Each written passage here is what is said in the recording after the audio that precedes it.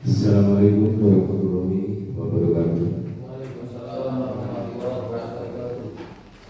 Yang saya hormati Bapak Ibu Guru SD Negeri Pesalakan 03. Pada kesempatan kali ini, panjenengan semua dikumpulkan untuk mendengarkan pemaparan diseminasi dari Ibu Arini, di mana pemaparan ini merupakan tugas dari modul 1.4 yang harus dilaksanakan oleh Ibu Arini selaku CGP Angkatan 11. Untuk itu nanti mohon Bapak Ibu untuk mengikuti secara baik supaya apa yang dipaparkan ini nanti menghasilkan sesuatu yang lebih baik, karena di sini adalah diseminasi budaya positif. Harapannya nanti budaya positif ini bisa tercipta di SD Negeri Pesalakan 03 ini dan ditindaklanjuti dalam kesehariannya supaya ada perubahan. Dari kemarin saat ini mendengarkan diseminasi dan besok untuk ada perubahan yang lebih baik lagi. Saya kira itu yang bisa saya sampaikan. Nanti waktu tempat saya serahkan Bu Arini penuh, dan nanti juga dari awal sampai akhir saya berikan waktunya dengan Bu Arini untuk memaparkan apa yang sudah dipersiapkan. Saya kira itu yang bisa saya sampaikan. Kurang lebih mohon maaf. Saya akhiri. Wassalamualaikum warahmatullahi wabarakatuh.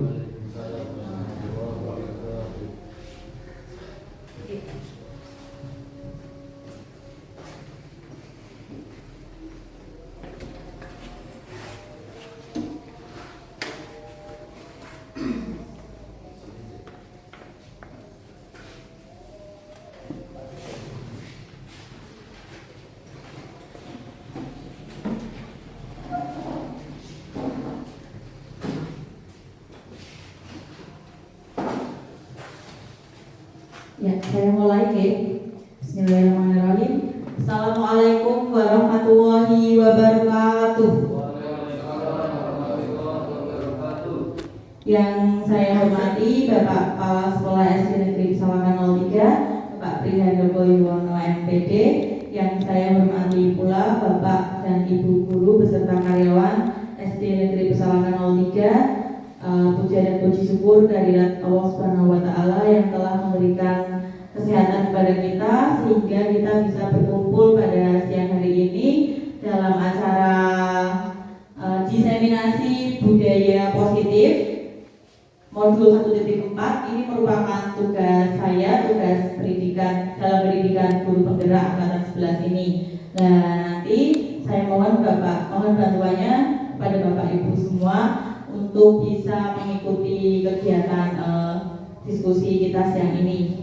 Ini nanti bisa diskusi, bisa nanti Bapak Ibu juga bisa bertanya apabila ingin menanyakan sesuatu yang kiranya belum bisa saya jelaskan, dan nanti kalau saya juga belum bisa menjelaskan, bisa menjadi PR juga buat saya seperti itu gitu. Untuk lanjut. Nah, ini diseminasi aksi nyata modul 1.4 budaya positif CGP Angkatan 11 Kabupaten Batang, Jawa Tengah. Kelas saya adalah kelas 11.088 BPGB Jawa Tengah. Nah, ini adalah profil dari saya. Saya Arini Kholida Arido dari SD Negeri Pesalakan 03, merupakan calon guru penggerak angkatan 11 di Kabupaten Batang, Jawa Tengah ini. Nah, dalam siang hari ini saya akan mendiseminasikan ada 6 materi budaya positif. Yang pertama itu disiplin positif dan nilai-nilai kebajikan universal. Yang kedua teori motivasi, hukuman dan penghargaan. Yang ketiga ada keyakinan kelas. Yang keempat ada kebutuhan dasar manusia. Yang kelima ada restitusi. Ada 5 posisi kontrol guru. Dan yang terakhir restitusi segitiga restitusi. ini sebelum kita mulai saya mempunyai sebuah speaking. Nanti saya akan meminta dua bapak guru untuk bisa mempraktekannya ke depan sini bersama saya. Nah, rangkaiannya atau caranya, Anda dan teman Anda akan melakukan kegiatan cobalah buka. Ini namanya kegiatan cobalah buka ya. Anda adalah A, saya langsung tunjuk saja. A itu adalah Pak Subhi. Nah, tugas Pak Subhi di sini adalah mengepalkan salah satu tangan Pak Subhi. Nanti Pak Subhi cobalah bayangkan bahwa Pak Subhi itu mempunyai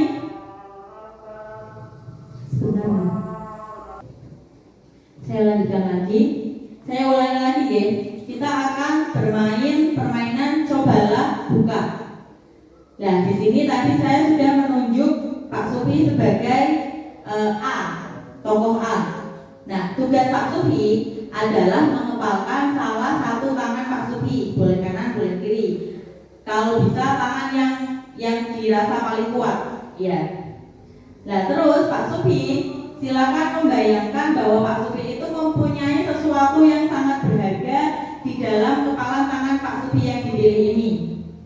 Nah, Pak Subhi perlu menjaga benda atau sebuah bayangan sekuat tenaga karena begitu pentingnya untuk kehidupan Pak Subhi. Nanti silakan Pak Subhi membayangkan ya. Nah, sekarang tugas B, saya tunjuk saja. Tugas B adalah Pak Reza. Nah, tugas Pak Reza di sini adalah mencoba dengan segala cara untuk membuka kepalan tangan Pak Subhi.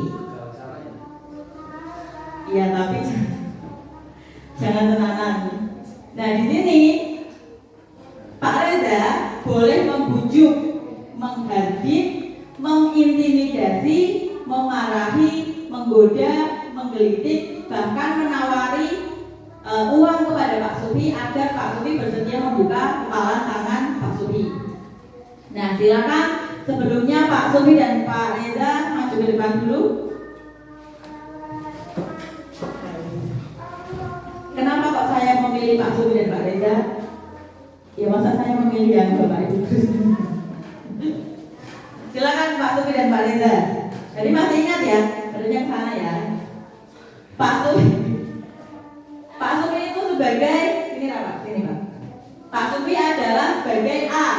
Pak Subhi yang mengepalkan tangan. Pak Subhi silakan Pak Reza dan Pak Subhi silakan saya berikan waktu 30 detik untuk membayangkan apa yang ingin Pak Subhi bayangkan atau yang ingin Pak Subhi jaga di kepala tangan Pak Subhi yang dirasa kuat ini.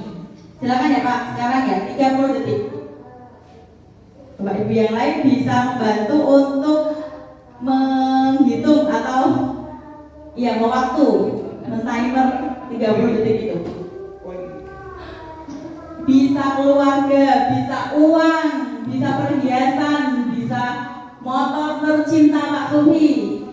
Bebas Pak Subhi. Sudah ya, kiranya 30 detik ya. Nah, silakan Pak Reza dengan sekuat tenaga mencoba membuka kepalan tangan Pak Subhi yang dirasa paling kuat ini. Iya kan, memang ini konsepnya memaksa. Bisa membujuk, menghardik, kalau menghardik ya jangan ya. Bisa memarahi, menggoda, menggelitik, menawari uang. Kalau saya malah coba tawari uang saja. Pak Reza menawari uang Pak Subhi. Aduh. Coba Pak, ayo kita mulai.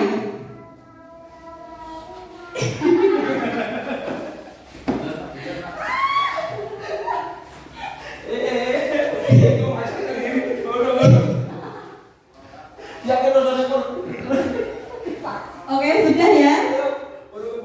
Ya, berarti Pak Subhi bisa mempertahankan yang ada di dalam kepalan tangan Pak Subhi. Sekarang saya tanya dulu, kira-kira apa yang Pak Subhi bayangkan dalam kepalan tangan tersebut? Mobil. Masa depan.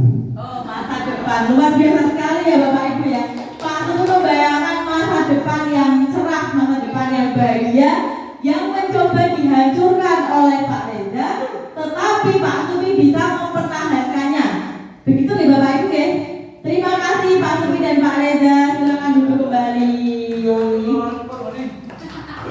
Nah, sekarang dari kegiatan tersebut saya mempunyai 3 pertanyaan untuk Pak Supi dan Pak Reza. Apabila Bapak Ibu guru yang lain juga mempunyai jawaban, boleh berpendapat. Yang pertama, apakah Pak Supi atau Pak Reza, apakah Pak Reza bisa membuka kepala tangan Pak Supi? Tidak ya, tidak. Kira-kira mengapa Pak? Mengapa? Apa alasan Pak Reza ingin membuka kepala tangan Pak Supi? Kira-kira kenapa Pak? Oh, menentukan Pak Supi. Iya. Nah itu pertanyaan yang pertama. Sekarang kita ke pertanyaan yang kedua. Apakah Pak Reza, apakah Pak Reza menutup kepala tangan Pak Supi? Menutup kan tidak membuka tadi dulu. Yang berusaha membuka, yang berusaha tidak ya. Nah, mengapa? Apa alasan Pak Reza menutup kepala tangan Pak Supi? Berusaha membuka tadi itu loh Pak. Karena ingin menghancurkan. Iya. Nah, dalam kegiatan ini kira-kira siapa yang memegang kendali atau kontrol untuk membuka atau menutup kepala tangan?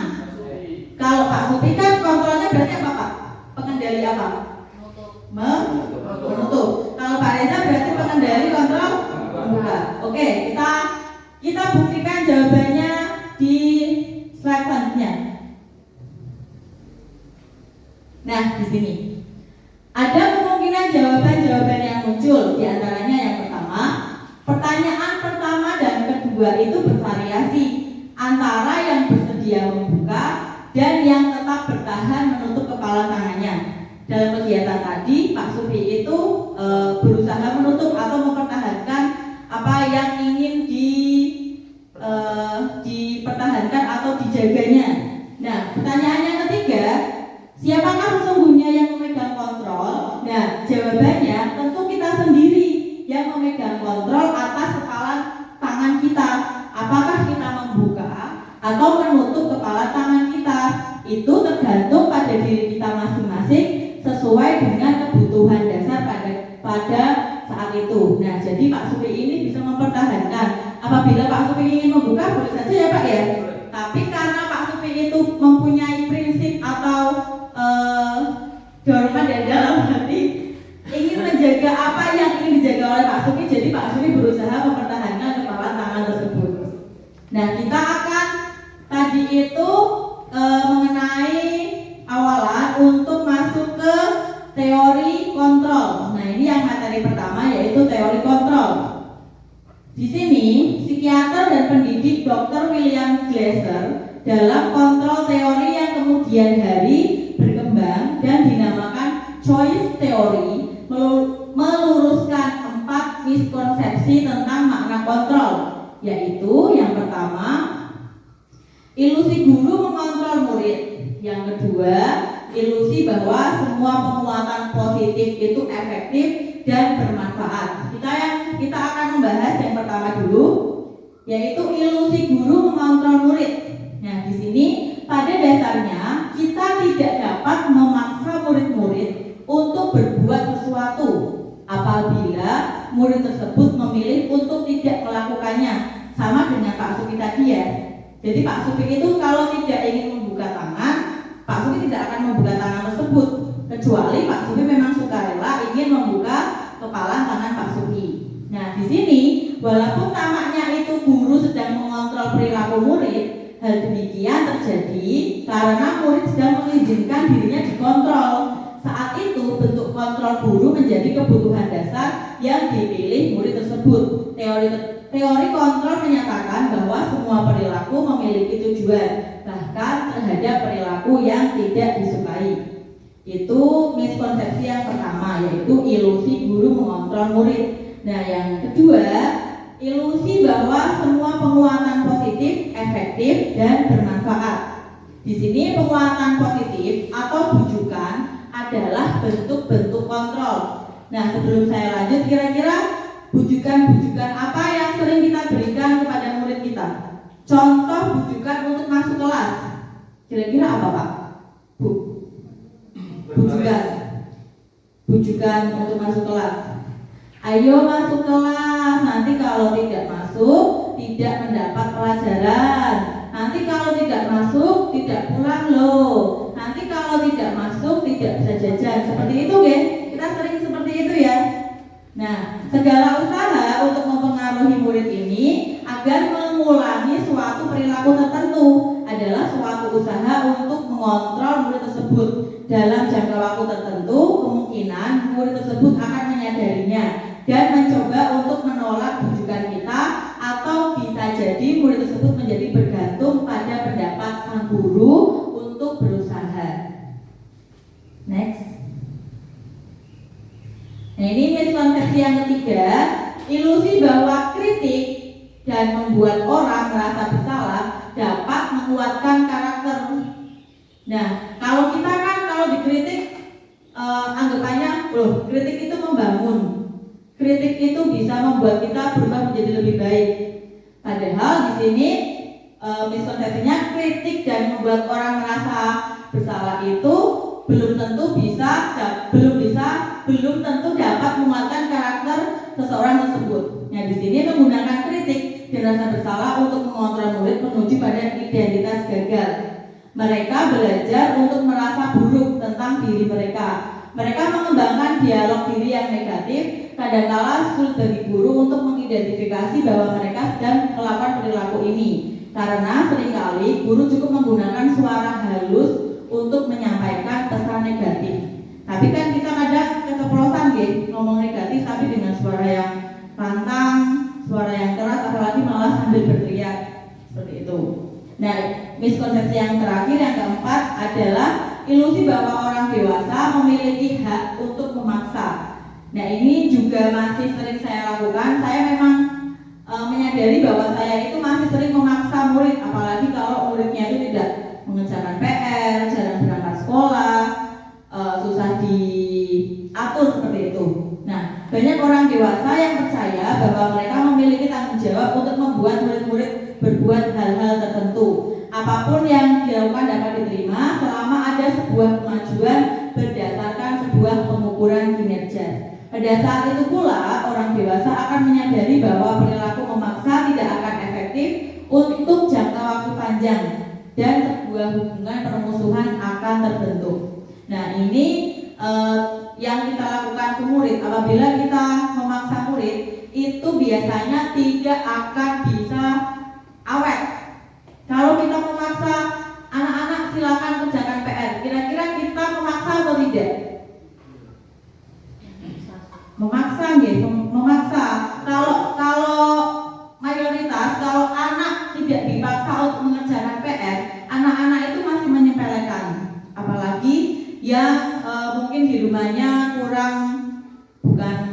yang di rumahnya mungkin tidak bersama orang tuanya, cuma ada nenek atau kakeknya saja, itu biasanya kurang bisa mengikuti atau mengerjakan apa yang kita perintahkan dengan sukarela, dengan senang hati dan ikhlas seperti itu. Oke, lanjut. Nah, di sini kita masuk ke materi makna disiplin. Nah, Bapak Ibu guru, ketika mendengar kata disiplin, apa yang terbenak di pikiran Bapak Ibu guru? Apa kira-kira? Disiplin. Tepat waktu. Apa lagi? Tepat waktu saja. Tertib. Kalau saya itu, kalau menurut saya disiplin itu Pak, kalau kita membayangkan pasti yang terbersit pasti kepatuhan, taat atau kewajiban seperti itu. Ayo anak-anak disiplin. Pasti itu membuat hal yang mereka anggap itu sebuah kewajiban. Nah, sekarang kebanyakan orang akan menghubungkan kata disiplin dengan tata tertib, teratur, dan kepatuhan pada peraturan. Kata disiplin disiplin juga sering dihubungkan dengan hukuman, padahal itu sungguh berbeda. Karena belajar tentang disiplin positif tidak harus dengan memberi hukuman. Justru itu adalah salah satu alternatif terakhir, dan kalau perlu hukuman tersebut tidak digunakan sama sekali. Nah ini yang paling saya rasakan. Saya masih merasa kesulitan untuk menghilangkan hukuman dalam pembelajaran yang saya lakukan.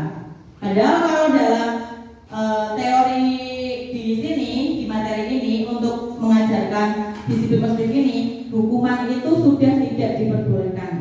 Jadi kita dilarang menghukum anak, dilarang memberi sanksi, dilarang memerintah seperti itu. Tapi kita bisa memerintah, bisa memberi hukuman dengan cara yang positif.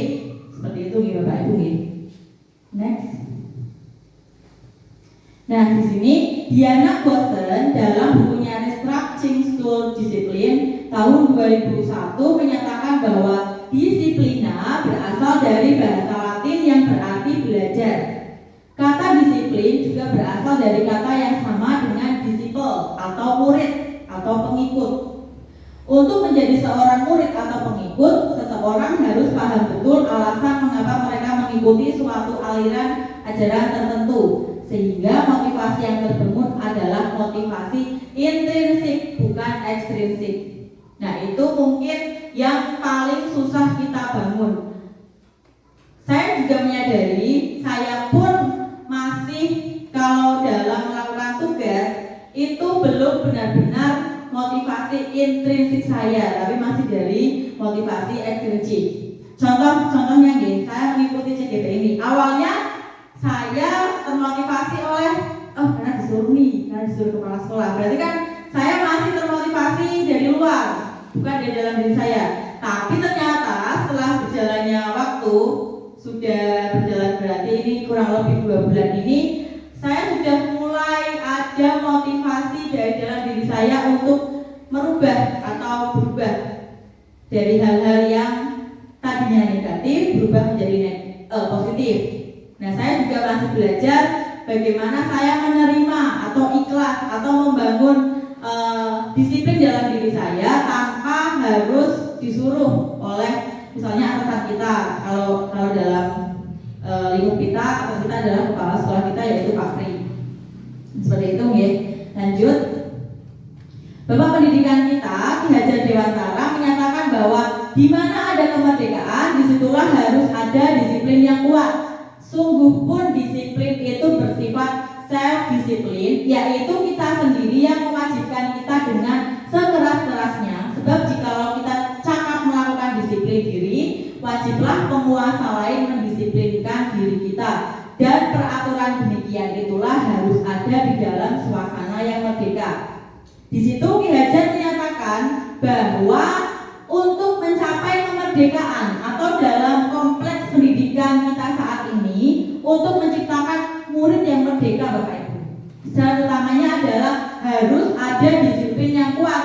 Nah, kita melakukan fondasi itu harus dari dalam diri kita dulu, baru kita menyalurkannya ke dalam murid-murid kita di kelas masing-masing, atau bisa tidak harus kelas masing-masing, tapi dari kelas 1 sampai kelas 6 di SD kita ini. Nah, disiplin yang dimaksud adalah disiplin diri yang memiliki motivasi internal atau intrinsik tadi. Jika kita tidak memiliki motivasi internal, maka kita memerlukan pihak lain untuk mendisiplinkan kita, atau motivasi eksternal karena berasal dari luar, bukan dari dalam diri kita sendiri. Sama dengan ibaratnya kita dengan murid, kita mendisiplinkan murid itu pasti kita opiak-opiak bahasanya, bahasa Jawanya. Kita kejar-kejar, ayo anak-anak silakan pakai pakaian yang rapi, pakai pakaian yang lengkap setiap hari Senin kalau mau upacara, pakai atribut yang lengkap kalau hari Jumat dan Sabtu, itu untuk baju pramuka seperti itu. Apalagi kalau di sekolah kita itu masih banyak yang jarang menggunakan kaos kaki kalau di dalam luar kelas.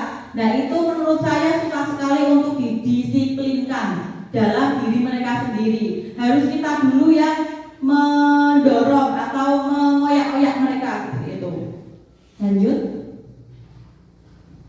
Nah, sebagai pendidik, tujuan kita adalah menciptakan anak-anak yang memiliki disiplin diri sehingga mereka bisa berperilaku dengan mengacu pada nilai-nilai kebajikan universal dan memiliki motivasi intrinsik bukan ekstrinsik.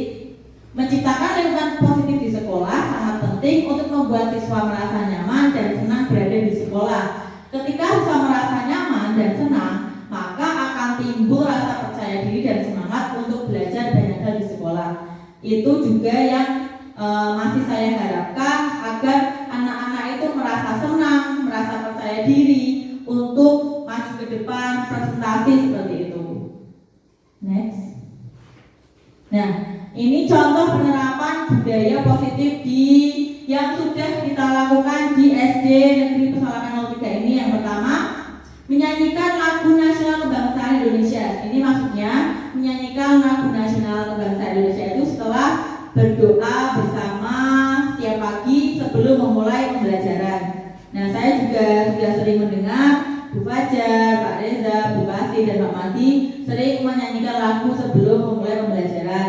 Nah, yang kedua, berbaris dan salaman kepada Bapak Ibu guru saat sebelum masuk kelas. Berdoa sebelum memulai masuk kelas dan sebelum memulai pembelajaran. Kalau kita biasanya berdoa di tengah lapangan bersama-sama dan nanti di kelas bisa dilanjutkan dengan Bapak Ibu guru masing-masing untuk berdoa mandiri. Nah, selanjutnya melaksanakan senam setiap hari Jumat. Kita sudah melakukannya ya. Nah, itu merupakan contoh budaya positif.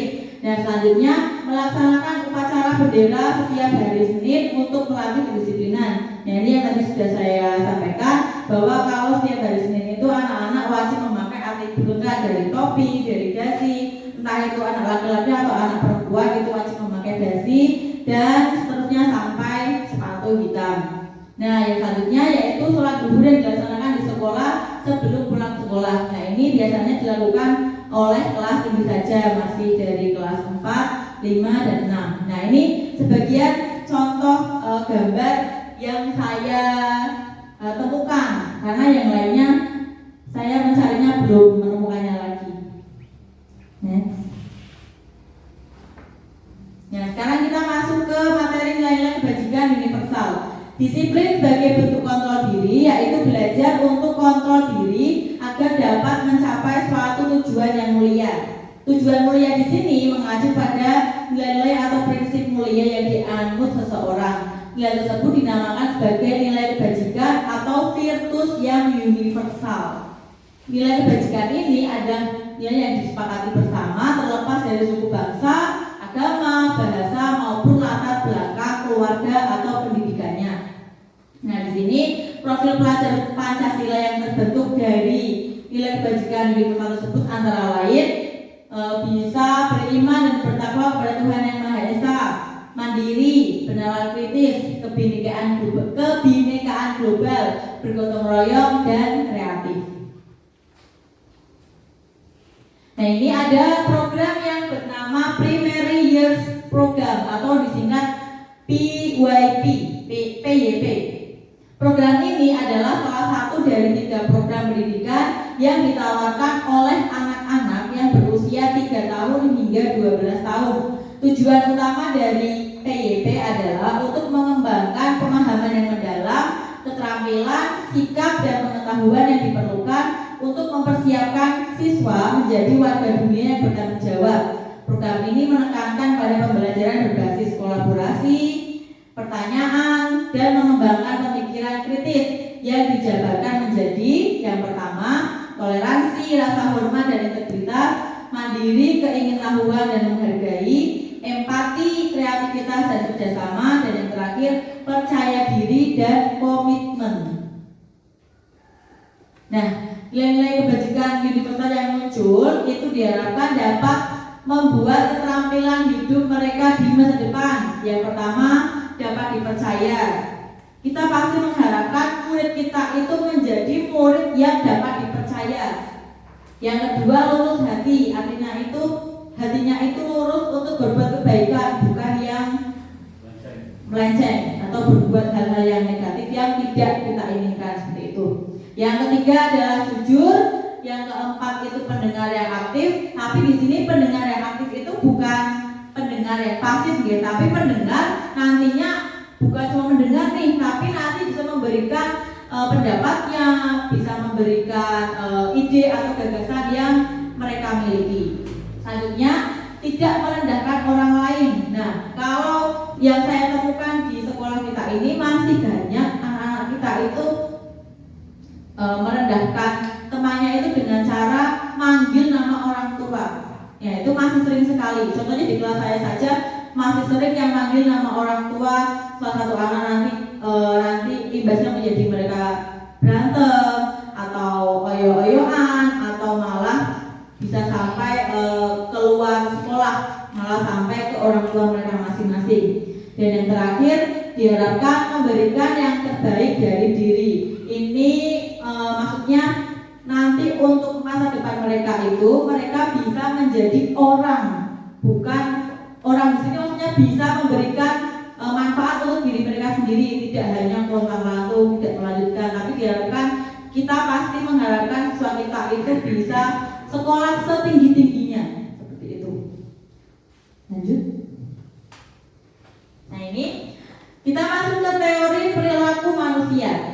Nah, sebelumnya saya akan menanyakan ke Bapak Ibu semua. Coba tanyakan ke diri Bapak Ibu sendiri, bagaimana kita berperilaku? Mengapa kita melakukan segala sesuatu? Apakah kita melakukan sesuatu karena adanya dorongan dari lingkungan atau ada dorongan dari orang lain? Ada yang mau memberikan tanggapan? Kira-kira contohnya seperti ini. Pak Subhi, saya contohkan ikut CGP. Kira-kira Pak Subhi dengan sukarela, dengan senang hati, dengan keikhlasan atau masih mendapatkan dorongan dari luar? Iya, saya bertanya. Tidak apa-apa nggih Pak Nggih. Jujur saja. Juga saya jujur Pak. Sebagian dorongan dari luar, sebagian dari diri sendiri. Sebagian, jawaban Pak Supi sebagian dorongan dari luar, sebagian dorongan dari diri. Kira-kira persentasenya berapa Pak? Oh iya. Jadi setelah melihat perkembangan sekarang tentang CGP, termasuk yang baru-baru ini ada PPG yang ternyata selain keluarga usia juga contohnya ada yang PPG karena CGP. Nah, ini mulai sadar bahwa ternyata CGP itu sangat bermanfaat sekali. Dan sekarang yang awalnya motivasi dari orang lain lebih besar dibanding motivasi diri, sekarang motivasi dirinya lebih besar dibanding motivasi dari luar, dan nampaknya akan terus berkembang sesuai dengan kondisi nanti yang akan datang. Terima kasih. Iya. Terima kasih kembali. Boleh tepuk tangannya untuk Pak Supi ya. Iya, saya juga sangat sependapat dengan Pak Supi. Ternyata setelah kita mengikuti CGP ini, saya mengikuti CGP ini sangat luar biasa perubahan pada diri saya, terutama dalam kedisiplinan Pak. Saya tadinya santai, kalau pulang leha-leha, rebahan, tapi sekarang pulang langsung buka laptop. Pulang langsung mengerjakan tugas. Kalau untuk anak di sekolah kudu mengejar ketertinggalan pelajaran. Kalau sebenarnya sebentar duduk lagi HP dulu seperti itu. Nah, ini jawaban dari pertanyaan tersebut. Terkadang kita melakukan sesuatu karena kita menghindari rasa sakit atau ketidaknyamanan. Nah, ketidaknyamanan ini mungkin nanti ada dorongan atau hinaan dari luar seperti itu. Nah, terkadang kita juga melakukan sesuatu untuk mendapatkan apa yang kita mau. Nah, kalau dari CGP ini kalau yang saya mau mungkin banyak ya Pak, karena saya kebetulan belum BPG. Semoga saja dari saya mengikuti kegiatan CGP ini saya bisa terpanggil BPG-nya. Amin ya Bapak Ibu ya. Kita doanya. Lanjut. Biar tidak sepaneng. Ini masih banyak. Yang selanjutnya teori perilaku manusia. Kita skip saja yang ini karena sudah ya. Lanjut yang selanjutnya, untuk menghindari ketidaknyamanan atau hukuman, apa yang akan terjadi jika saya tidak melakukannya? Nah, itu biasanya masih ada motivasi eksternal atau dari luar.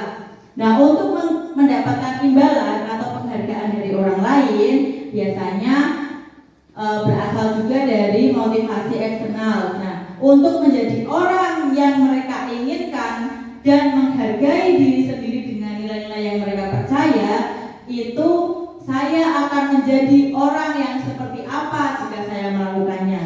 Nah, itu merupakan motivasi internal atau intrinsik dari dalam diri seseorang. Seperti itu. Next.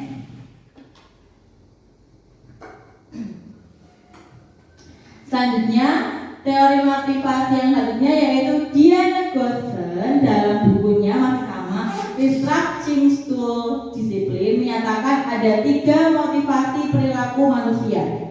Yang pertama, untuk menghindari ketidaknyamanan atau hukuman. Yang kedua, untuk mendapatkan imbalan atau penghargaan dari orang lain. Yang ketiga, teori motivasinya adalah untuk menjadi orang yang mereka inginkan dan menghargai diri sendiri dengan nilai-nilai yang mereka percaya. Kita bahas dulu yang pertama, teori motivasi yang pertama yaitu untuk menghindari ketidaknyamanan atau hukuman. Nah, pada teori yang pertama ini adalah tingkat terendah dari motivasi perilaku manusia. Jujur saja itu yang masih sering saya lakukan. Biasanya orang yang motivasi perilakunya untuk menghindari hukuman atau ketidaknyamanan akan bertanya, apa yang akan terjadi apabila saya tidak melakukannya? Sebenarnya mereka sedang menghindari permasalahan yang mungkin muncul dan berpengaruh pada mereka secara fisik, psikologis maupun tidak terpenuhinya kebutuhan mereka apabila mereka tidak melakukan tindakan tersebut. Nah, motivasi ini bersifat eksternal atau dorongan dari luar atau orang lain.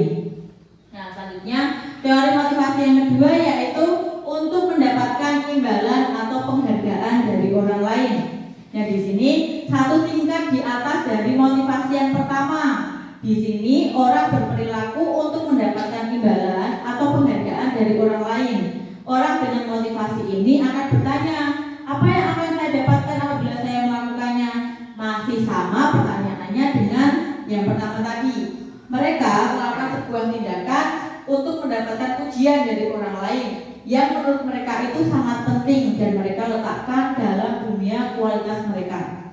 Mereka juga melakukan sesuatu untuk mendapatkan hadiah, pengakuan, atau imbalan. Nah, motivasi ini sayangnya juga masih bersifat eksternal atau dorongan dari luar. Nah, yang terakhir, motivasi yang terakhir yaitu untuk menjadi orang yang mereka inginkan dan menghargai diri sendiri dengan nilai yang mereka percaya. Nah, orang dengan motivasi ini akan bertanya, apa yang akan menjadi apa orang yang seperti itu apabila saya melakukannya. Nah, mereka melakukan sesuatu karena nilai-nilai yang mereka yakini dan mereka hargai. Mereka melakukannya karena mereka ingin menjadi orang yang melakukan nilai yang mereka yakini tersebut. Ini adalah motivasi yang akan membuat seseorang memiliki disiplin positif dari dalam diri atau motivasi internal. Next. Nah, ini kita masuk ke hukuman dan konsekuensi. Nah, di sini sudah saya petakan yang sebelah kiri itu adalah hukuman dan yang sebelah kanan itu adalah konsekuensi. Hukuman itu biasanya sesuatu yang menyakitkan, tidak nyaman untuk murid dalam waktu jangka panjang. Nah, korban mendapatkan keadilan. Itu kalau hukuman. Nah, selanjutnya murid itu akan tersakiti. Nah, murid akan membenci peraturan. Modenya itu mode paksaan. Nah, muncul kalimat, awas ya kamu kalau tidak melakukannya, awas ya kamu kalau kamu melakukannya lagi. Nah, peraturannya kamu itu harus bla bla bla, seperti itu. Nah, hukuman ini bersifat negatif. Yang selanjutnya, konsekuensi. Konsekuensi itu sesuatu yang harus terjadi. Nah, selanjutnya, tidak nyaman untuk murid dalam jangka waktu pendek, karena pada saat itu juga dilaksanakannya. Nah, korban bisa diabaikan karena tidak mendapatkan keadilan dari tersangka, biasanya seperti itu. Nah, murid menghormati peraturan. Nah, modenya itu mode stimulus respon, mendorong kepatuhan, dan muncul kalimat apa peraturannya, lakukan apa yang saya katakan. Nah, sifatnya itu bersifat netral.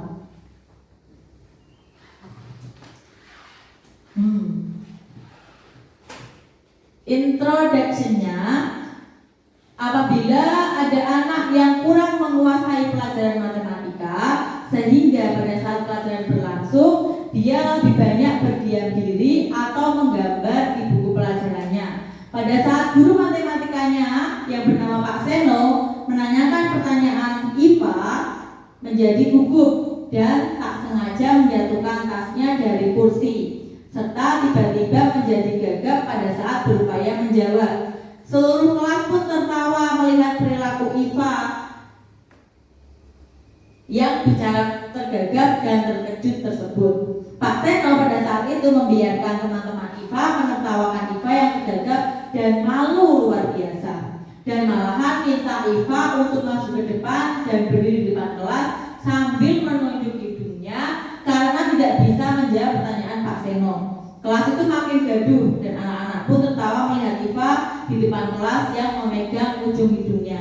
Nah, kira-kira dari ilustrasi tersebut, pertanyaan yang pertama, apakah Bapak Ibu setuju dengan tindakan Pak Seno terhadap IPA? Tidak. Mengapa kira-kira Pak? Karena tindakan negatif ya. Nah, yang kedua, menurut Bapak Ibu guru, apakah tindakan Pak Seno terhadap IPA adalah sebuah hukuman atau konsekuensi? Hukuman, benar sekali. Lanjut.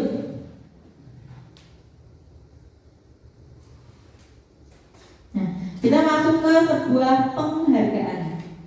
Nah, ini Alfikor menyatakan pendapatnya bahwa saat kita berulang kali menjanjikan hadiah kepada anak-anak agar berperilaku bertanggung jawab, atau kepada seorang murid agar mempelajari sesuatu yang baru, atau kepada seorang karyawan agar melakukan pekerjaan yang berkualitas, kita sudah berasumsi mereka tidak dapat melakukannya atau mereka tidak akan memilih untuk melakukannya.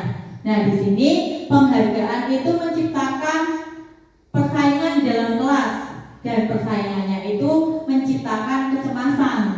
Dan selanjutnya, jika seorang guru sering memberikan penghargaan kepada murid-muridnya, besar kemungkinannya murid itu akan termotivasi hanya untuk menyenangkan gurunya saja. Mereka tidak akan bersikap jujur kepada guru tersebut. Dan selanjutnya, penghargaan menghukum mereka yang tidak mendapatkan penghargaan. Memberikan penghargaan dan hukuman adalah hal yang sama, karena keduanya mencoba mengendalikan perilaku seseorang. Nah, yang terakhir, jika suatu penghargaan itu diharapkan namun tidak mendapatkannya, maka anak-anak itu akan merasa dihukum. Next. Nah, ini dihukum oleh penghargaan tadi yang sudah saya sampaikan, itu ada 8 dampak dihukum oleh penghargaan. Nah, yang pertama itu pengaruh jangka panjang dan pendek. Yang kedua, penghargaan itu tidak efektif. Penghargaan itu merusak hubungan. Penghargaan itu mengurangi ketepatan. Penghargaan menurunkan kualitas. Penghargaan mematikan kreativitas. Penghargaan menghukum. Dan yang terakhir, motivasi dari dalam diri atau intrinsik. Nah, ini yang pertama, penghargaan pengaruh jangka pendek dan jangka panjang. Penghargaan ini efektif jika kita menginginkan seseorang melakukan sesuatu yang kita inginkan dalam jangka waktu pendek. Jika kita menggunakan penghargaan lagi dan lagi, maka orang tersebut akan bergantung pada penghargaan yang diberikan, serta kehilangan motivasi dari dalam. Jika kita mendapatkan penghargaan untuk melakukan sesuatu yang baik, maka selain kita senantiasa tidak menyadari tindakan baik yang kita lakukan. Yang kedua, penghargaan tidak efektif, yaitu suatu penghargaan adalah suatu benda atau peristiwa yang diinginkan yang dibuat dengan persyaratan. Hanya jika Anda melakukan hal ini, maka Anda akan mendapatkan penghargaan yang diinginkan. Jika saya mengharapkan suatu penghargaan dan tidak mendapatkannya, maka saya akan kecewa dan berkecil hati, serta kemungkinan lain kali saya tidak akan berusaha sekeras sebelumnya. Jika kita memberikan seseorang suatu penghargaan untuk melakukan sesuatu, maka kita harus terus-menerus memberikan penghargaan itu jika kita ingin orang tersebut meneruskan perilaku yang kita inginkan. Yang terakhir, orang yang berusaha berhenti merokok atau orang yang berusaha diet, menguruskan badan, bila diberikan penghargaan hampir pasti tidak berhasil. Itu tadi penghargaan tidak efektif. Yang ketiga, penghargaan merusak hubungan. Ketika seorang diberi penghargaan atau dipuji di depan orang banyak, maka yang lain akan merasa iri dan sebagian dari mereka tidak akan menyukai orang yang diberikan penghargaan tersebut. Benar ya? Jika seorang guru sering memberikan penghargaan kepada murid-muridnya, besar kemungkinan muridnya itu akan termotivasi hanya untuk menyenangkan gurunya. Mereka tidak akan bersikap jujur kepada guru tersebut. Penghargaan itu menciptakan saingan atau persaingan di dalam kelas, dan persaingan itu menciptakan kecemasan kepada siswa yang tidak mendapatkan penghargaan tersebut. Dan yang terakhir, mereka yang percaya bahwa mereka tidak memiliki kesempatan untuk mendapatkan penghargaan akan berhenti mencobanya. Yang keempat, penghargaan mengurangi ketepatan. Nah, ini riset satu dalam sebuah percobaan, sekelompok anak laki-laki berusia 9 tahun diminta untuk melihat gambar-gambar wajah yang ditampilkan di layar, dan mereka harus memberitahukan jika wajah tersebut sama atau berbeda. Gambar-gambar tersebut hampir sama. Beberapa dari mereka diberi penghargaan dalam bentuk uang. Pada saat mereka memberikan jawaban benar, sementara yang lain tidak, hasilnya anak laki-laki yang dibayar tersebut membuat lebih banyak kesalahan. Ya, itu yang riset yang pertama. Riset yang kedua, anak-anak diminta mengingat kata-kata tertentu. Kemudian mereka diminta mengambil kartu yang berisi kata-kata yang diingat tersebut setiap kali muncul. Beberapa anak diberikan permen setiap mereka memberikan jawaban yang benar, dan sebagian yang lain hanya diberitahu saja bila jawaban mereka benar. Nah, hasilnya anak-anak ini akan yang mendapatkan permen jawabannya banyak yang tidak tepat dibandingkan anak-anak yang hanya diberitahu jawabannya mereka itu benar. Lanjut saja yang kelima, penghargaan itu menurunkan kualitas. Pengamatan dilakukan pada sekelompok mahasiswa atau mahasiswi yang sedang kerja praktik di sebuah universitas. Saat itu mereka sedang belajar menuliskan sebuah artikel tentang sebuah judul berita utama.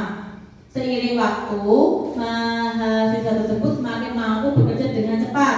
Kemudian ada beberapa mahasiswa yang dibayar untuk setiap judul berita utama yang mereka mampu hasilkan. Dan setelah beberapa lama, mahasiswa yang dibayar ini hasil kerjanya berhenti berkembang. Mereka yang tidak menerima bayaran terus berusaha mengasah diri menjadi lebih baik. Yang keenam, penghargaan mematikan kreativitas. Nah, ini ada 3. Murid diminta berpikir mengenai hadiah atau penghargaan yang bisa mereka dapatkan bila berhasil menulis sebuah puisi. Kreativitas kelompok ini menjadi berkurang dibandingkan dengan yang tidak diberitahukan tentang hadiah yang bisa mereka terima. Dan yang kedua, penelitian menunjukkan bahwa pekerjaan seni atau sebuah penulisan cerita menjadi kurang kreatif apabila dijanjikan sebuah penghargaan atau hadiah. Yang terakhir, dalam tugas memecahkan masalah, para murid memakan waktu lebih lama dan memberikan jalan keluar kurang efektif saat mereka dijanjikan suatu penghargaan. Yang ketujuh, penghargaan menghukum. Penghargaan menghukum mereka yang tidak mendapatkan penghargaan. sistem ranking. Mereka yang mendapatkan ranking kedua itu akan merasa paling dihukum karena merasa tertinggal, merasa kalah dari yang ranking pertama.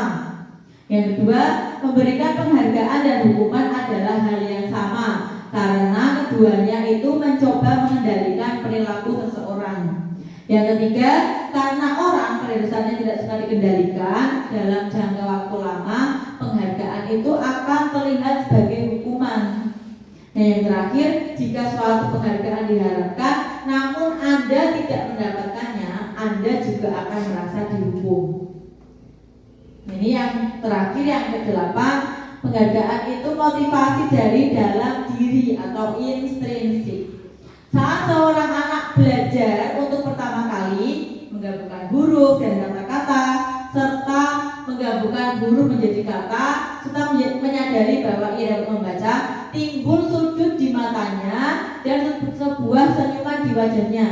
Anak tersebut begitu gembira bahwa ia telah mempelajari dan menguasai keterampilan baru. Kesadaran akan kemampuannya bahwa dia sudah dapat membaca sesungguhnya sudah merupakan sebuah penghargaan. Jadi ini itu merupakan motivasi dari dalam anak itu sendiri karena sudah bisa membaca, jadi dia bisa memberikan sebuah senyuman di wajahnya. Seperti itu. Yang kedua, jika kita memberikan penghargaan kepada seorang anak pada saat dia sedang merasa bangga dengan penyampaiannya sendiri, maka kita akan mengambil kegembiraan yang saat itu sedang dirasakan secara ilmiah. Next. Nah, ini ilustrasi yang kedua. Bu Anas, guru kelas 2 SD, mendapatkan masalah. Murid-muridnya tidak bisa tertib berdiri antri di depan pintu kelas dan selalu berebutan masuk ke dalam kelas setelah jam istirahat usai. Ini tentunya sangat mengganggu proses pembelajaran di mana kelas tidak dapat mulai tepat waktu karena Ibu Ana sibuk menenangkan murid-muridnya untuk waktu yang cukup lama. Akhirnya Bu Ana berpikir cepat dan mengandalkan stiker bintang. Setiap murid-muridnya akan masuk kelas usai jam istirahat. Bu Anas akan mengiming-imingi atau membuat sebuah ayo yang masuk nanti dapat stiker bintang seperti itu. Bu Anas akan mengiming-imingi murid-muridnya dengan stiker bintang. Siapa yang dapat berdiri lurus dan berbaris rapi antri di depan pintu dapat bintang nih dari Bu Anas. Sebagian besar muridnya akan menyambut tantangan tersebut. Malah mereka itu menganggap itu sebuah tantangan dan langsung berdiri rapi di depan pintu agar mendapatkan stiker bintang. Hal ini terus dilakukan Bu Ana selama beberapa minggu karena cukup berhasil membuat murid-muridnya berdiri rapi antri di depan pintu. Sampai pada suatu saat Bu Ana sakit dan terpaksa digantikan oleh Pak Heru. Pak Heru tidak mengetahui tentang stiker bintang dan benar saja pada saat mau masuk kelas, usai jam istirahat murid kelas 2 kembali lagi berebutan masuk kelas seperti kejadian di awal tadi. Nah, pertanyaannya, berdasarkan teori motivasi yang telah dipelajari pada pembelajaran Bu Anas ini, kira-kira apa motivasi murid-murid kelas 2 untuk bersedia berdiri antri sebelum masuk kelas? Ada yang bisa menjawab? Motivasi apa, Pak? Iya, motivasi mendapatkan penghargaan. Penghargaannya berupa apa, Bapak Ibu? Stiker bintang ya, benar sekali. Nah, yang kedua, adakah cara lain agar murid-murid kelas 2 bersedia antri di depan kelas tanpa diberi penghargaan stiker bintang? Ada yang memberi pendapat?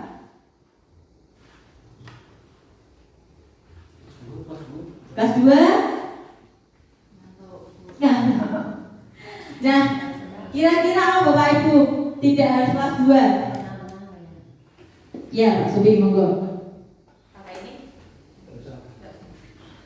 Mungkin bisa dicoba dengan cara memberi motivasi agar tumbuh motivasi intrinsik dari dalam diri mereka dengan cara menjelaskan bahwa anak-anak yang terbiasa dengan disiplin nanti di depan kelas, nanti suatu saat kehidupannya akan lebih baik.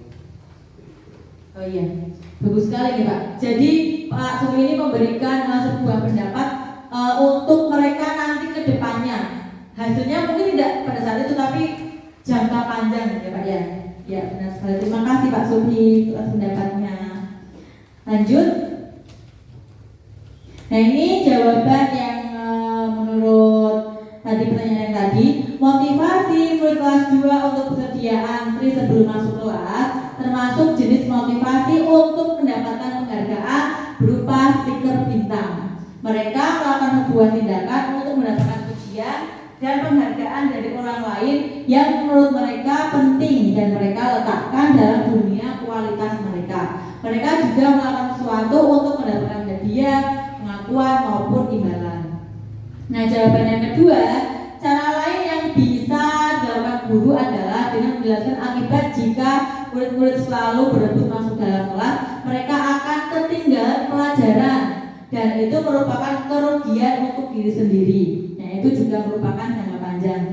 Nah, kita sebagai guru atau pendidik, kita perlu menanamkan motivasi pentingnya budaya antri pada murid untuk menjadi orang yang mereka inginkan dan menghargai diri sendiri dengan nilai yang mereka percaya. Ketika murid kita memiliki motivasi tersebut, mereka telah memiliki motivasi intrinsik yang berdampak jangka panjang. Motivasi yang tidak akan terpengaruh pada adanya hukuman dan hadiah. Semoga kita sebagai pendidik, sebagai guru bisa menerapkan hal-hal tersebut. Lanjut. Nah, kita masuk ke restitusi. Mungkin Bapak Ibu sudah familiar dengan kata restitusi? Belum. Saya juga sama Pak. Saya mendengar restitusi itu kebetulan waktu saya mengikuti BIMTEK di SD Sidayu mengenai pengelolaan pembelajaran bersama Pak Bri, Pak Bri. Saya baru mendengar apa sih restitusi itu. Nah, ternyata setelah saya mengikuti CGP saya baru tahu, oh restitusi itu seperti ini. Nah, restitusi ini merupakan sebuah pendekatan untuk menciptakan disiplin positif. Nah, ini itu tadi mirip-mirip dengan pemberian hukuman, konsekuensi, penghargaan seperti itu. Lanjut. Nah, ini overview-nya. Yang pertama, dalam sebuah acara pesta ulang tahun, teman Anda memecahkan gelas. Apakah Anda akan membiarkan dia membayar harga gelas yang dipecahkannya? Ayo langsung jawab. Tidak atau iya? Tidak. Biasanya kita sudah dikatakan tapi sambil berundel gitu ya.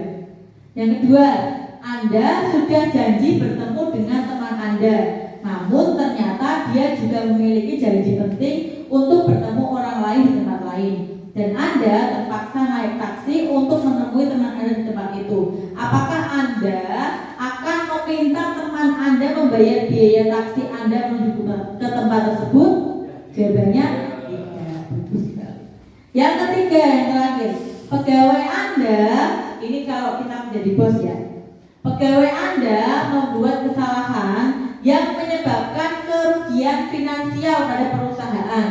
Pegawai tersebut menawarkan untuk bekerja lembur tanpa bayaran. Apakah Anda sebagai pemilik perusahaan akan menerimanya? Kalau saya juga menerimanya kayaknya. Yang lain? Menerimanya atau mengikhlaskannya? Menerimanya. Oke, next.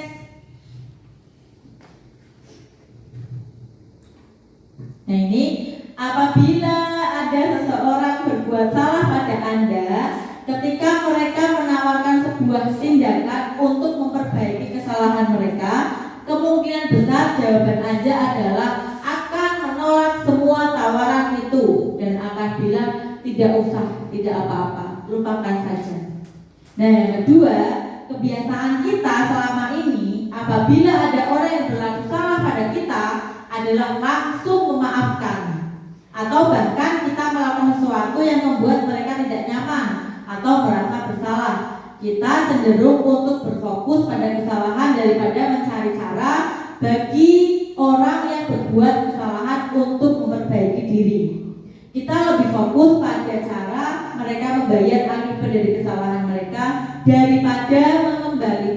harga diri mereka. Mereka membuat kondisi menjadi impas, menjadi lebih penting daripada membuat situasi menjadi benar. Nah ini, ketika murid Anda melakukan kesalahan, tindakan mana yang akan Anda lakukan? Nah ini ada 5 contoh tindakan. Kira-kira kita biasanya melakukan yang mana? Yang pertama, menunjukkan kesalahannya dan memintanya melihat kesalahannya baik-baik. Yang kedua, mengatakan, kamu itu seharusnya tahu bagaimana kamu seharusnya bertindak. Yang ketiga, mengingatkan murid Anda akan kesalahannya yang sama di waktu sebelumnya. Yang keempat, bertanya kepadanya, kenapa kamu melakukan sesuatu yang sudah tidak kamu lakukan. Yang kelima, mengkritik dan mendiamkannya. Yang keempat, ya benar sekali. Kalau Anda melakukan tindakan di atas, mungkin Anda akan membuat Anda merasa menjadi anak yang gagal. Lanjut. Nah ini, menurut Gosser, restitusi adalah proses menciptakan kondisi bagi murid untuk memperbaiki kesalahan mereka, sehingga mereka bisa kembali pada kelompok mereka dengan karakter yang lebih kuat. Restitusi ini membantu murid menjadi lebih memiliki tujuan, disiplin positif, dan memulihkan dirinya setelah berbuat salah. Melalui restitusi, ketika murid berbuat salah, guru akan menanggapi dengan cara yang memungkinkan murid untuk membuat evaluasi internal tentang apa yang dapat mereka lakukan untuk memperbaiki kesalahan mereka dan mendapatkan kembali harga dirinya. Nah ini ciri-ciri restitusi ya. Yang pertama itu, restitusi itu bukan untuk menebus kesalahan, namun untuk belajar dari kesalahan. Yang kedua, restitusi itu untuk memperbaiki hukuman. Restitusi itu adalah tawaran, bukan paksaan. Restitusi itu untuk menuntut untuk melihat ke dalam diri. Restitusi itu untuk mencari kebutuhan dasar yang mendasari tindakan. Restitusi diri adalah cara yang paling baik. Restitusi fokus pada karakter, bukan tindakan. Dan restitusi itu menguatkan hasil yang positif. Kalau tadi kan konsekuensi sama hukuman kan masih negatif. Kalau hukuman negatif, kalau konsekuensi netral seperti itu. Nah biasanya dalam restitusi ini akan muncul 3 pertanyaan ini yang di atas. Apa yang bisa kamu lakukan untuk memperbaiki masalah ini? Yang kedua, apakah hal ini yang sesungguhnya kamu ingin lakukan? Dan yang ketiga, kamu melakukannya pasti karena ada alasannya bukan? Itu nanti biasanya guru memberikan pertanyaan ke murid untuk menerapkan praktek restitusi ini. Next. Nah, ini teori motivasi perilaku manusia. Yang pertama, mendapatkan penghargaan. Yang kedua, menghindari hukuman. Dan yang ketiga, menjadi orang yang mereka inginkan dengan menghargai diri sendiri dengan nilai-nilai yang dipercaya. Langsung saja. Nah, kita kembali hukuman dan penghargaan. Hukuman itu bersifat tidak terencana atau tiba-tiba. Nah, hukuman itu bersifat atau arah. Guru memberikan hukuman ke murid tanpa adanya kesepakatan. Karena kalau adanya kesepakatan, pasti semua murid akan menolaknya. Next. Nah, ini penghargaan. Kalau penghargaan itu bisa merusak hukuman. Ketika satu diberi penghargaan, maka ada orang lain atau murid kita yang akan iri. Yang kedua, memungkinkan murid hanya akan bersikap baik hanya untuk mendapatkan penghargaan. Kalau tidak ada hadiah atau penghargaan, mereka tidak akan berbuat baik. Yang ketiga, menciptakan persaingan. Dan yang terakhir, membuat seseorang berhenti mencoba ketika mereka merasa tidak ada kesempatan. Nah, ini kalau restitusi. Restitusi ini proses untuk menciptakan kondisi bagi murid untuk memperbaiki kesalahan mereka, sehingga mereka itu bisa kembali ke kelompok mereka dengan karakter yang lebih kuat. Nah, yang kedua, restitusi juga merupakan usaha kolaboratif yang mengajarkan murid untuk mencari solusi untuk masalah mereka. Dan yang terakhir, restitusi ini membantu murid berpikir tentang orang seperti apa yang mereka inginkan dan bagaimana mereka harus memperlakukan orang lain. Nah ini ya tadi, restitusi itu adalah proses menciptakan kondisi bagi murid untuk memperbaiki kesalahan mereka sehingga mereka bisa kembali ke kelompok dengan kata yang dibuat. Ini hanya saya mereview kembali. Restitusi itu bukan untuk menebus kesalahan, melainkan memberikan sebuah penawaran, bukan paksaan, namun fokus pada solusi. Ini ada 3 langkah-langkah segitiga restitusi. Restitusi itu bisa dilambangkan sebagai segitiga restitusi seperti ini ya. Yang pertama itu untuk menstabilkan identitas. Biasanya kata-kata yang muncul itu ini. Setiap orang pasti pernah melakukan kesalahan. Kamu bukan satu-satunya yang pernah melakukan ini. Ibu juga pasti sering melakukan kesalahan juga. Nah yang kedua itu validasi tindakan yang salah di sebelah kiri Bapak Ibu. Kata-kata yang biasanya muncul itu biasanya kamu tentu punya alasan mengapa kamu melakukan itu. Nah yang kedua, adakah cara yang lebih efektif untuk mendapatkan apa yang kamu butuhkan selain kamu melakukan kesalahan itu. Nah yang terakhir, menanyakan keyakinan di sebelah kanan. Kata-kata yang sering muncul itu biasanya nilai-nilai apa yang telah kita sepakati, apakah kamu ingat? Nah yang kedua, kamu ingin menjadi orang seperti apa di kemudian hari? Seperti itu nggih. Bisa ada bayangannya nggih Bapak Ibu nggih? Ya lanjut. Nah ini tadi ya langkah-langkah restitusi. Ini langkah yang pertama, menstabilkan identitas. Ini untuk mengubah identitas anak dari orang yang gagal karena melakukan kesalahan menjadi orang yang sukses. Ini kata-kata yang biasanya muncul. Bisa dibaca nggih? Ada 1, 2, 3, 4, 5, 6, 7, 8. Bisa nggih? Lanjut. Yang kedua, langkah yang kedua yaitu validasi tindakan yang salah. Nah ini membantu siswa mengenali kebutuhan yang ingin dipenuhinya ketika melakukan kesalahan itu. Nah ini biasanya kata-kata yang muncul dalam proses restitusi yang kedua. Yang langkah-langkah yang ketiga, menanyakan keyakinan.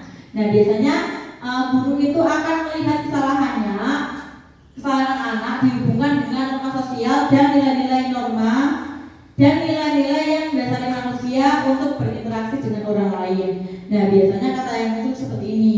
Apa nilai-nilai yang kita percaya di sekolah kita? Apa kesepakatan kita di awal pembelajaran? Apa yang kamu rasakan ketika kamu melakukan itu? Kamu ingin menjadi orang seperti apa? Seperti itu. Lanjut. Nah ini saya sudah melakukan praktek segitiga restitusi. Ini disclaimer saja. Adegan ini merupakan praktik penerapan restitusi untuk menanamkan disiplin pada murid, disiplin positif pada murid. Adapun tokoh dan pemeran pada video ini hanya kejadian atau kasus fiktif yang merupakan settingan sebagai referensi praktik penerapan restitusi. Bisa disaksikan dulu ya sambil menghela nafas. Lanjut. Nah ini yang pertama, kasus yang pertama, siswa itu kerap terlambat masuk ke kelas setelah jam istirahat. Next. Nah ini prakteknya. Di volumenya di dulu.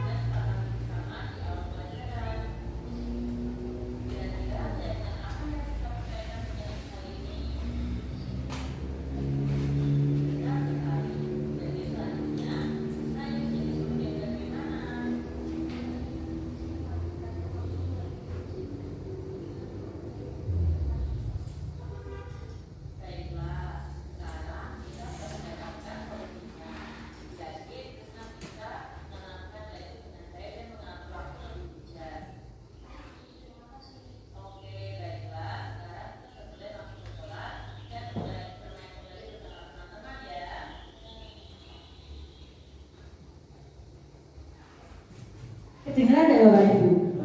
Dengar. Nah, bisa mengambil intinya tidak dari kejadian video ini atau kejadian fiktif ini. Tadi itu saya menanyakan kepada Krisna, kenapa kok sering telat masuk ke kelas seperti itu ya. Kalau kita biasanya kan sebelum mengetahui restitusi ini pasti seringnya seperti ini. Kenapa kamu terlambat?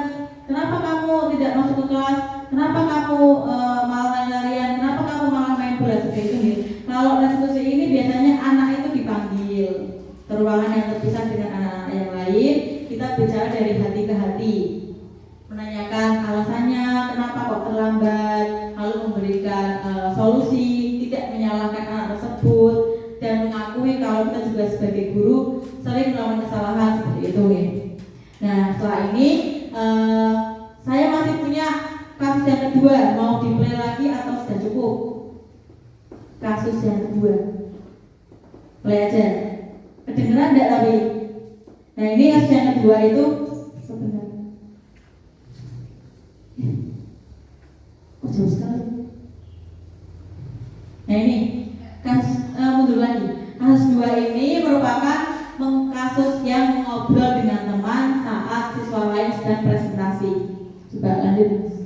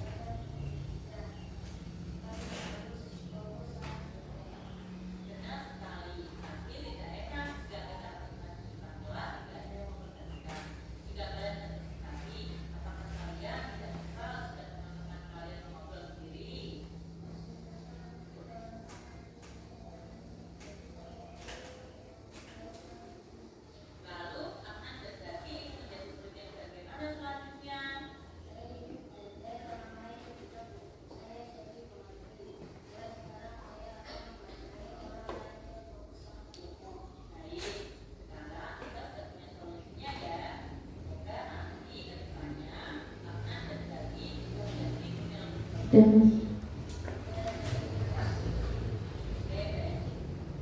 nah, tadi itu adalah 2 kasus yang sudah saya praktikkan mengenai restitusi. Jadi restitusi itu kita memberikan pengertian, bukan hukuman atau konsekuensi, tapi memberikan pilihan kepada si pelaku untuk menjadi lebih baik atau memecahkan masalah yang mereka hadapi agar bisa terselesaikan seperti itu. Nah, ini merupakan identitas gagal untuk hukuman dan identitas sukses untuk kedisiplinan atas konsekuensi dan restitusi. Lanjut saja ya. Lanjut. Nah, ini kata-kata yang keluar ini yang untuk sebelah kiri itu untuk hukuman, yang tengah itu untuk konsekuensi, dan yang kanan itu untuk restitusi. Apabila nanti Bapak Ibu ingin mempelajarinya lebih dalam, bisa meminta saya. Saya punya materinya ini. Lanjut. Ini masih sama. Untuk yang kiri itu untuk hukuman, yang tengah itu untuk konsekuensi, dan yang kanan itu untuk restitusi. Nah, ini saya mempunyai beberapa 1, 2, 3, 4, 5, 6, 7 contoh.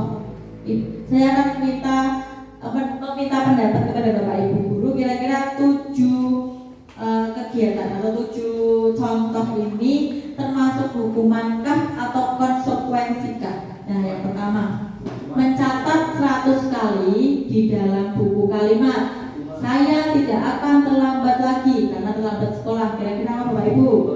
Hukuman. Yang pertama hukuman ya. Hukuman, saya beri simbol H. Yang kedua, lari mengelilingi lapangan basket 2 kali karena terlambat lagi di sekolah. Apa Bapak Ibu? Hukuman. Yang ketiga, murid diminta untuk push up 15 kali karena tidak menggunakan masker ke sekolah. Hukuman. Yang keempat, menggantikan kertas tugas teman yang telah dicoret-coret. Hukuman. Konsekuensi. Ya, itu bukti kalau Bapak tidak ngantuk ya. Yang keenam, membersihkan 5 deh. Yang kelima, membersihkan tumpahan air di meja tulis karena tersenggol pada saat belajar. Konsekuensi. Yang keenam, murid disuruh untuk tidak mengenakan sepatu seharian di sekolah karena tidak mengenakan sepatu hitam. Hukuman. Yang ketujuh, yang terakhir, lari mengelilingi lapangan basket 2 kali karena selama 10 menit untuk pelajaran PJOK. Hukuman. Sekarang kita akan pembuktian. Lanjut, Mas. Nah, ini Bapak Ibu jawabannya. Yang pertama itu hukuman, benar sekali ya. Yang kedua itu hukuman, yang ketiga itu hukuman, yang keempat itu konsekuensi, yang kelima itu konsekuensi, yang keenam hukuman, dan yang ketujuh konsekuensi. Jadi Bapak Ibu sudah ngotot kayaknya ini, sudah paham, sangat paham sekali. Oh, nomor lari mengelilingi lapangan basket, ini kayaknya saya ya, Bapak. Itu hukuman, itu hukuman. Oh, konsekuensi. Lari mengelilingi lapangan basket 2 kali karena terlambat 10 menit. Iya, karena PJOK. Oh. Karena pelajaran PJOK. Oh iya. Ya sudah benar berarti. Iya. Ya lanjut, terima kasih Pak Pri. Nah, ini perbedaan penanganan. Ini ada penanganan hukuman, penanganan konsekuensi, dan penanganan restitusi. Contoh kasusnya itu contoh kasus siswa yang tidak mengerjakan tugas. Nah, itu penanganannya apabila siswa diberikan hukuman itu siswa diberi hukuman lari keliling lapangan 3 kali atau siswa itu disuruh untuk membersihkan toilet. Nah, guru marah dan siswa menjadi ketakutan. Nah, kalau kita menanganinya dengan konsekuensi, itu siswa diberi konsekuensi untuk mengerjakan tugasnya pada saat istirahat. Lalu guru itu tegas dan siswa menghormati peraturan yang ada. Nah, kalau penanganan kasusnya itu menggunakan restitusi, itu guru menanyakan keyakinan kelas dan membantu siswa menyelesaikan masalahnya. Nah, guru itu terbuka dan siswa menghormati dirinya dan orang lain. Next.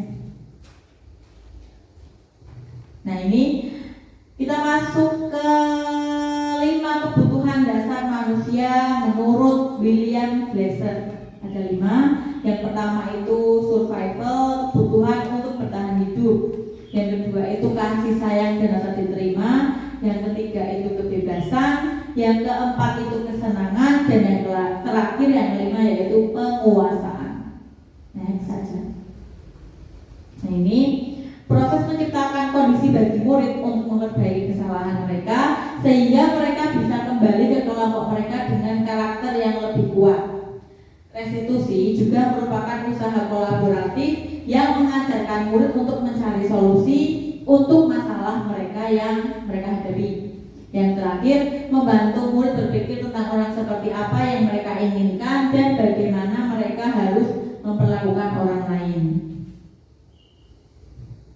Nah, ini yang pertama tadi, kebutuhan yang pertama, kebutuhan untuk bertahan hidup. Contohnya itu makan, pakaian, tempat tinggal, kesehatan dan keamanan. Yang kedua itu kasih sayang dan rasa diterima. Contohnya itu bekerja sama dengan orang lain, saling membantu dan menjadi bagian dari kelompok. Yang ketiga, kebutuhan akan kebebasan. Maksudnya mandiri, mempunyai pilihan, mencoba hal baru dan mampu mengendalikan diri sendiri dari perbuatan yang negatif, ya contohnya nih. Yang keempat, kebutuhan akan kesenangan atau fun, bermain, tertawa, bermain sambil belajar, menyalurkan bakat, minat dan hobi. Dan yang terakhir, kebutuhan hidup yang terakhir itu penguasaan. Ini kayaknya belum saya nanti. Lanjut saja. Nah, ini kita masuk ke materi yang belum terakhir. Posisi kontrol guru. Jadi di sini ada 5 posisi kontrol guru. Posisi kontrol dalam restitusi dikembangkan oleh Diana Grosser lagi, di mana 5 posisi kontrol ini merupakan perjalanan seorang pendidik agar dapat mengenali dirinya. Posisi kontrol guru itu yang pertama ada guru sebagai penghukum, guru sebagai pembuat orang merasa bersalah, guru sebagai teman, guru sebagai pemantau, dan yang terakhir guru sebagai manajer. Next. Nah, ini posisi kontrol guru. Yang pertama itu ini apa ya, hasilnya ini untuk menghindari hukuman. Kalau yang ini yang tengah itu, yang ini untuk mengharapkan imbalan atau ketergantungan orang lain, dan yang terakhir itu menghargai diri sendiri.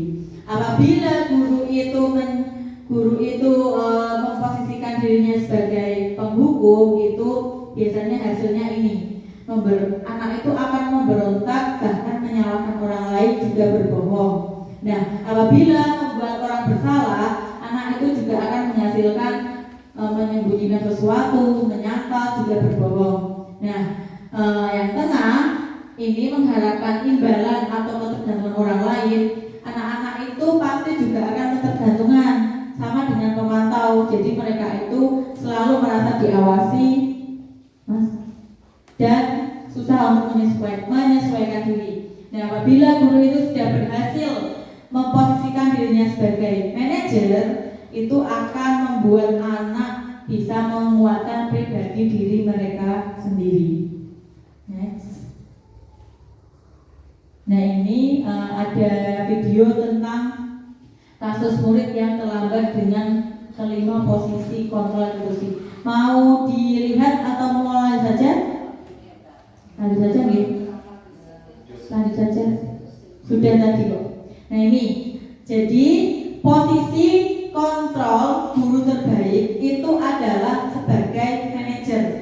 Jadi kita itu manajer untuk anak-anak didik kita atau anak murid kita. Nah, posisi sebagai manajer ini bertujuan untuk menciptakan murid yang mandiri, merdeka, dan bertanggung jawab, sehingga menghasilkan murid juga yang mandiri, bertanggung jawab di masa depan, dan bisa melakukan hal-hal yang positif. Lanjut. Kita masuk ke materi keyakinan kelas. Nah, keyakinan kelas itu lanjut saja Mas. Nah ini. Mengapa sih keyakinan kelas? Mengapa tidak peraturan kelas saja? Karena kemungkinan itu jawaban yang pertama, mengapa kita memiliki peraturan tentang penggunaan helm pada saat mengendarai kendaraan roda 2 atau motor? Karena jawaban yang muncul itu mungkin untuk keselamatan. Karena untuk keselamatan kita, kalau kita mengendarai motor menggunakan helm. Dan yang kedua, kemungkinan jawaban mengapa kita memiliki peraturan tentang penggunaan masker dan mencuci tangan setiap saat, itu jawabannya pasti untuk kesehatan, namun juga untuk keselamatan. Lanjut. Nah ini, untuk mendukung motivasi intrinsik, kembali ke nilai atau keyakinan lebih menggerakkan seseorang dibandingkan mengikuti serangkaian peraturan-peraturan. Nilai keselamatan atau kesehatan inilah yang kita sebut sebagai suatu keyakinan, yaitu nilai kebajikan universal yang disepakati secara tersirat maupun tersurat, lepas dari latar belakang suku, negara, bahasa maupun agama. Nah, ini contoh keyakinan kelas yang bisa kita tanamkan atau kita tempelkan di kelas kita masing-masing. Yang pertama, selalu bersikap positif, senantiasa menjadi diri terbaik, percaya dan menghormati orang lain serta barang miliknya, berkomitmen terhadap setiap tugas, senantiasa membantu, berperilaku jujur dan tidak menjelekkan orang lain kayaknya. Nah ini perbedaan antara peraturan dan keyakinan kelas. Bisa dilihat sebentar. Ada kembalikan barang ke tempatnya, itu peraturan. Tapi kalau keyakinan kelas itu tanpa disuruh sudah langsung mengembalikan tempatnya, karena itu merupakan bentuk tanggung jawab. Itu contoh yang pertama. Lanjut. Nah ini contoh keyakinan kelas yang sudah saya buat di kelas 5 dan sudah saya tempelkan di belakang itu ya. Nah sikema itu artinya siswa kelas 5 SDN soalkan 03. Nah ini keyakinan kelasnya. Saya sudah membuat keyakinan kelas dengan anak-anak. Yang pertama itu saling menghormati dan menghargai, bertanggung jawab, budayakan 5S, menjaga kebersihan, menjaga keamanan, menolong teman. Nah kenapa kok sikema? Karena saya dan Bapak Ibu guru semua kan sudah pernah merintis komunitas belajar. Kita kan belum memfikskan nama kita ya. Jangan saja kita fikskan namanya sekantri saja. Lanjut. Nah, alhamdulillahirobbilalamin, selesai. Terima kasih. Salam guru penggerak, tergerak, bergerakkan, menggerakkan. Iya. Ya seperti itu. Wassalamualaikum warahmatullahi wabarakatuh.